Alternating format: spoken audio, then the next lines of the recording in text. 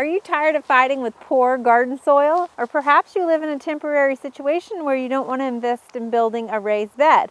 Well, we may have the solution for you if that's the case, and this is called straw bale gardening. Basically, it's planting in straw bales. Typically, straw bales are preferred over hay bales because they have less weed seeds. Now, they still may have some weed seeds, but they have fewer weed seeds in them.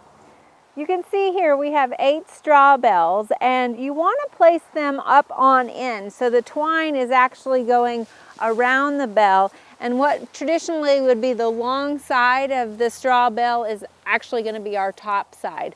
So this is so we can have plenty of space to plant in. You want to make sure to keep them twined up or whether it's wire or twine, keep them attached because that's what's going to hold that bale together. Now, if you have new bells, there's a process that we need to do called conditioning these bells, and that's going to take about 14 days. If you're planting this with a warm season crop in mid-April, you're going to want to start this process towards the end of March or the beginning of April so that you're ready to plant as soon as possible. When we condition these straw bales, what we're doing is we're starting a process of decomposition.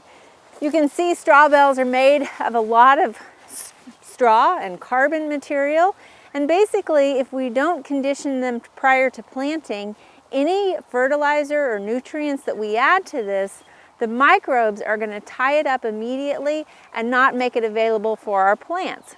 So by starting the conditioning process, that's going to start that decomposition and allow there to be some nutrients available for our plants when we plant them. So how do we do that? Again, the conditioning process takes about 14 days, and what you're going to do is every other day for 14 days, you're going to spread some urea or high nitrogen fertilizer across the top of the bales of straw. While you're applying the high nitrogen fertilizer every other day for 14 days, you want to make sure to water your straw bales every day for 14 days. Now that we've got our bales nice and soaked, and you do want to soak them thoroughly because you want to help get that nitrogen fertilizer down into that bale of hay or straw. Because what you're doing is you're creating an exothermic reaction of decomposition. So we're going to start breaking down that organic straw material with that nitrogen fertilizer. Now in this process, the straw bales are going to heat up over those 14 days. And so you can monitor when it peaks at heat. You can use soil probes such as what we have here. You can also kind of divide it and push your hand down in there and actually feel a warmer temperature down in the straw bale.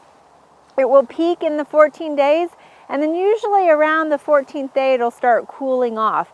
And at this point you know that reaction has taken place. Your straw bale is starting to decompose, and so any additional fertilizer that you apply on your straw bale won't necessarily be completely tied up by those microbes. So at this point, then we could start planting.